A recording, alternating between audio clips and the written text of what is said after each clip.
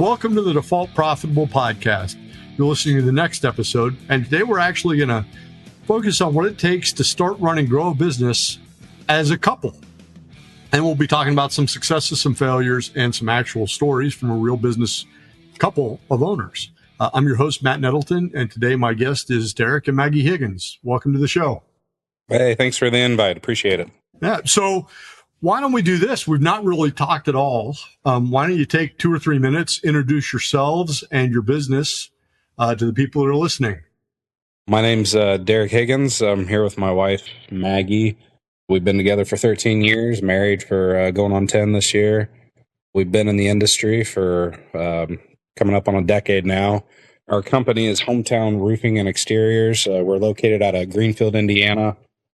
Mainly focus on exterior services such as roofing, siding, gutters, some light carpentry, and painting as well, interior and exterior. All right. Are you guys originally from Greenfield? I'm originally from New Palestine. Maggie is from Chicago. We met at Butler. We both got lost trying to find a class, and I thought she was pretty, and I went up to her. I said, "I'm lost. Help me." And she said, "Well, I'm lost too. What class?" And I happened to be the same class. Which we both failed. What class? Do you remember what class it was? It was, well, first of all, I got to give myself a little bit of an excuse. It was a 3-hour-long class in the basement of Jordan Hall with no air conditioning. It was hot, and it was boring. It was a computer. What was it? It was computers and science and education. Computers and education. That's what it was. Yeah. We were both education majors. Okay. So education majors, you meet at Butler. Well, I met my wife at the Alley Cat, so I kind of get that. and so you date for a while, then you get married, and 3 years into marriage, you're like, you know what we ought to do? We ought to start a roofing company. Graduate, get a couple jobs out of college, get married, get a house. We already had the dogs. You know how social media is nowadays. Late at night, I'm stressed out working a couple jobs. I'm giving lessons for baseball in the evening up at Round Tripper in Westfield, which was fun. I miss that dearly. But, getting on social media late at night, and I see an old baseball buddy of mine who's in the minor leagues way back when, and I see that, he's living the high life, and he's got, a lot of pictures of projects that are going on. And I said, dude, what are you doing? Like, all you knew how to do is throw a ball really hard, just like me. Yeah. What are you doing nowadays? And he walked me through what they do as a company, general contractors and roofers, and he showed me the ropes. Then we brought Maggie in, and she basically took over the company from there. That was the first company that we were with together. But we've got a very unique experience in the industry over 10 years. Yeah. So were the other jobs that you worked, I mean, it sounds like you were a baseball guy and you had other jobs, but they weren't roofing jobs. They weren't contracting jobs. No, not immediately out of college. No, it was managing a car wash, giving pitching lessons up in Westfield, and then a tutor on the side as well, just to make ends meet, student loans immediately out of the gate. And I was a nanny. You were a full-time nanny. I missed that money. That was good. Yeah. But no, we were there for 3-4 years, family-run business. We didn't own it. We were operating it, and went from there, partnered up with another company, and went down to Florida when Irma hit. Okay. I was head of sales. Maggie was basically the brains of the operation. She made it all kosher and whatnot. We turned that into working out of our family room. I don't miss those mornings of coming downstairs and Matt's already there. Yeah. Working from our family room all the way to working in multiple states at the same time. It was, we had Indiana operations, Wisconsin, Florida, Texas going at the same time. Yeah. Because they're right next to each other. Yeah, right. Perfectly natural. And then we came back here. I was an adjuster for a couple of years. Came back here to Indiana to start our own company. Well, one, I wanted to be closer to family. At the time, my mother was dealing with a tail end battle with ovarian cancer. Oh, sorry to hear that. So we came home to be with family, and then we started our own company. We just kind of got sick of the egos getting involved with these larger companies nowadays. There's a lot of ego involved. I'm sure if you do some digging, you can see some very, very recent news about large companies not being smart with their money. We stand behind our guys. We put the sales guys first. We put the labor first. They take care of us in the end. Yeah. Yeah. Well, you take care of them, they take care of your clients. So that always works out. Bingo. So typically when people start a company, they fall on one end or the other of the spectrum, right? So one end is, hey, there's a real economic opportunity here. We can make some money. And the other is, we're just passionate about this product and service. We're passionate about roofing. Where would you guys fall on that? I would say we're more passionate about it. We've been in the industry. We've made the money. It's not really about that for us. Our big thing is that we've seen in the past how other companies put profit first, and their focus is not on the homeowner and their home that they're raising their family in. It's about how much can we make off of this person. And their insurance company. That's unfortunately the industry has taken a weird turn since 2016, and it's really, really upsetting to see, because I've been on both sides of this fence, and Maggie as well.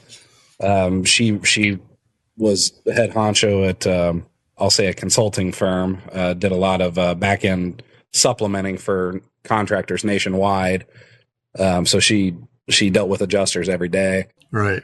Seeing both sides of the coin here, I had to be an adjuster telling homeowners, hey, sorry, your policy doesn't cover this. Your agent should have explained XYZ. Or, hey, because your policy reads a certain way, you're only getting, XYZ amount. Right. Versus, your next door neighbor with a different policy and a different agent. Unfortunately, a lot of contractors, let alone in our market, but just in our industry in general, if I ask you this question, I see your background here. I'm assuming you're a homeowner, right? Yep. Okay, so if I ask you, who is the biggest purchaser of roofing materials? Year in, year out. Who do you think it is? Oh, I would guess it would be homeowner insurance companies. Insurance companies. Yeah. Right. It's a large ticket item, a standard. We're here in New Pal, standard New Pal, respectable home roof ranges from anywhere from $15,000 to $40,000, depending on complexity and materials being used. Right. The issue that we are trying to combat with our company is a lot of these contractors look at the insurance companies and try to abuse them for every penny. Yes. That they can possibly get, and they get public adjusters involved. They get, other consulting firms involved. I understand if something blatantly is missed, hold them accountable. But taking advantage of estimating programs that are being used by both parties, and then kind of abusing the court system too in this industry, we don't need to do that. There's so much business to be had out there. It's okay to lose out on a big job if you have to sacrifice your morals. Right. I'd rather work with the little old lady who has to pay us, monthly installments versus going to court with an insurance company for a homeowner for stuff that we may not even do. Right. So let me ask you a question. You guys had experience in the industry, and you saw the front end and the back end of the industry. So you kind of had a pretty big picture of what you were getting into. What didn't you know when you started that would have made your life easier? Oh God. From my perspective, I'll let Maggie kind of dive into it more, but opening up the company and establishing an LLC or S Corp, I've got a phenomenal legal team behind us that, helps us, but all the red tape and paperwork and business insurance and covering your butt legally. Thank God, I've got someone like Maggie, to keep us kosher and cross all the T's and dot all the I's. I think that's the biggest thing I've learned in regards to setting up a business, especially, licensed general contracting business like this. You've got to cover your butt out of the gate. Mm-hmm. Maggie, what did you not know, or what did you have to learn that you didn't realize was relevant? all of the paperwork that goes into insurance audits and Oh God. and being kosher with all the counties you're working in.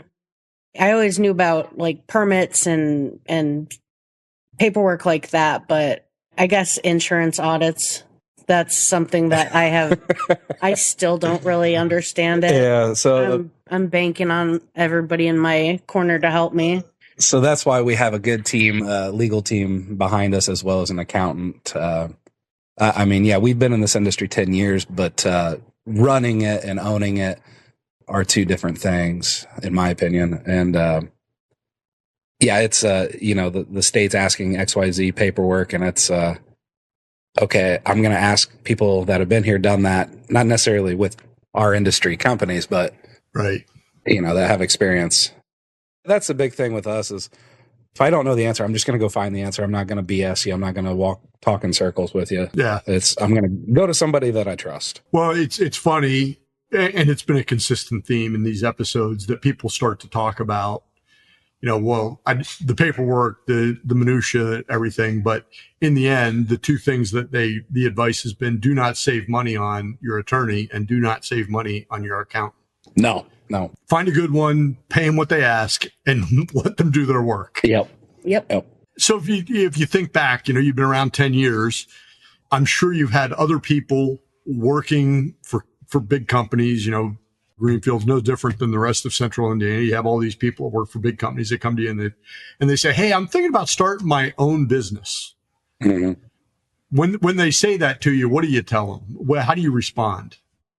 Well, it depends on what they're wanting to do in general.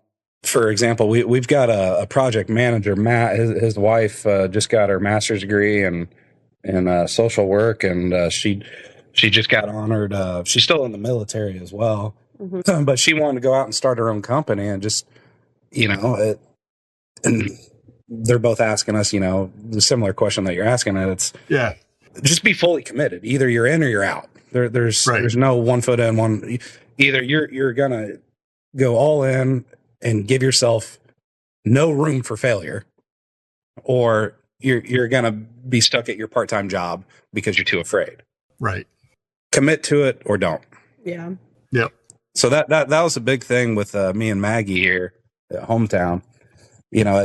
My mom passed, and I took some time off and reflected, and actually reading through her journal, it got to me. She said, because I was going through work, drama just like everybody else at the time, and boss man's not paying me XYZ amount, and I'm overworked, and she wrote down in her journal, she goes, "I hope that he can just find peace and do his own thing." And that hit me pretty hard, seeing that in her handwriting. And then Maggie, we have our late night conversations, and she said, "Why don't you just start your own? Why don't you just start your own?" And that gets thrown back at you. And then finally, Johnny, one of our other project managers, came over, because he was having, drama at his workplace too. And he's fed up, and he's got 7 kids to feed. And he just said, "Why don't you just get off your ass and start your own company?" He goes, "I'll come work with you, man. Just do it." He goes, "You've got people that believe in you. Just do it." And I finally just said, "All right, I'm going in with no safety net." Which brings up the next question. Another constant theme has been from the business owners: before you start your business, you need to have big financial safety net. You need to have an extensive strategic plan. How much of a kind of financial safety net and strategic plan did you guys have put together before you started the company? A strategic plan came together pretty quickly because of our experience. Thank God for Maggie again. I mean, she turned operation out of the living room into a multi-state $300 million operation within a span of 2 years. Nice. So the strategic plan, in my opinion, I mean, we're always fine tuning everything every day, it seems like, but the plan itself came together, overnight, put together a binder full of, SOPs. That wasn't hard. Financial backing. I mean, honestly, it was Maggie. Maggie was the one that funded it. So I guess I hope that, You're welcome. I hope that translates to your faith in me. But Maggie started the company on her dime, and trusted me to kind of right the ship and bring in the right guys that we can trust. So far, so good. Yeah. Right? Yeah. We've got some good people. That's pretty dramatic growth. And it sounds like you kind of had your feet on the ground. So let me ask you this. You've been around for 10 years. So if, 2025, Derek and Maggie could go back 10 years to the night before you opened the business. Well, we opened up Hometown 2 years ago. Okay. We did the other family operations, for the past 10 years. Oh, okay. Yeah. So Hometown. So if you go to Hometown 2 years ago, right, and you say, hey, listen, it works out, everything's fine, but I'm from 2 years in the future. And by the way, there's a million things you can do tomorrow when you open up your own shop. Here's what you need to do first. What's the thing that people should need to do first? What's the first thing? I would say set up a proper CRM. Okay. Oh, she says that and then grins at me.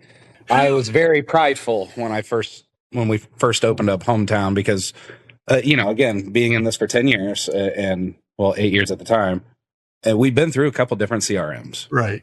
And I don't know if it's just a, personal flaw that I have, but I always find, a handful of issues that makes me think, oh, I can do this better. Yep. And so the first full year I tried to run our own CRM, like create our own. And the group finally came to me and said, hey, time to invest in a CRM that's already been done. Mm-hmm. So I tucked my tail and now we're with Job Nimbus. So the funny thing about that is that I don't know if you guys are aware of this, but for businesses that have $50 million or less in revenue, the rate of adoption of any CRM is 20%. Really? Yeah. 1 in 5. Interesting. I'd agree with that. Actually, it's just, So Maggie, that is genius advice. Thank you. So I had a different answer than you. You say CRM. I would say, I'd say online presence. Establish an online presence. Find a marketing guy or team that you can trust. That's not going to be a bad investment. In my opinion, we're very, very, very fortunate to have met Ryan with Fountain Square Digital. He's a pharmacist by trade, and he's looking to get out of it. And he's starting his own, online marketing company, and he's friends with my brother through pharmacy. Yeah. He said, hey, give Ryan a chance. And we sat down, had beers, and talked through a game plan. I told him all my concerns about, my past experiences with, online lead generation and blah, blah, blah with the other companies. And he said, hey, I'm new to this as well, but if you trust me, I'll take care of you. We're going to grow together. And it's been good so far. But I'd say besides CRM, like Maggie says, I'd say establish online presence and find someone that can generate online leads for you that you can trust. Yeah. All right.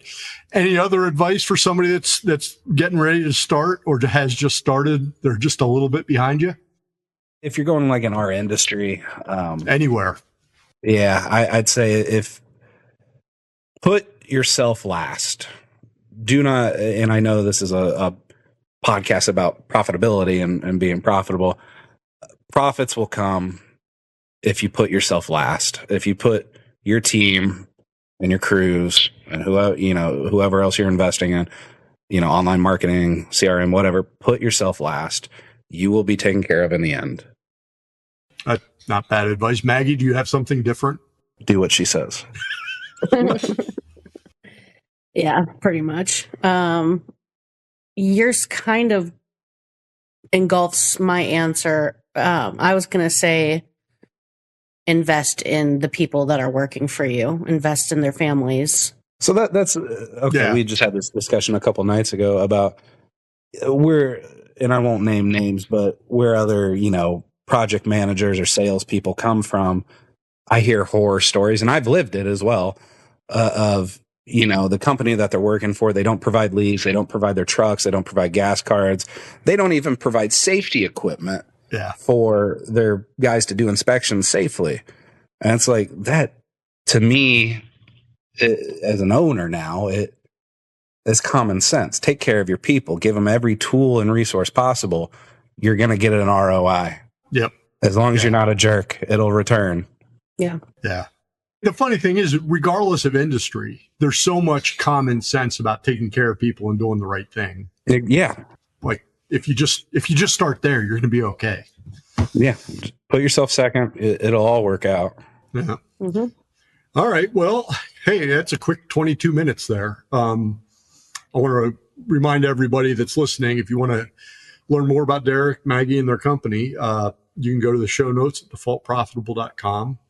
For the people that are listening, if you could leave a review, hit subscribe, or share an episode, that would be great.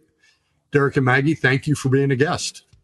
Yeah, thanks for having us. Thank you, sir. Appreciate it. No problem. And for our listeners, we'll be back next week with the next episode of Default Profitable. Until then, stay focused, keep working, stay profitable.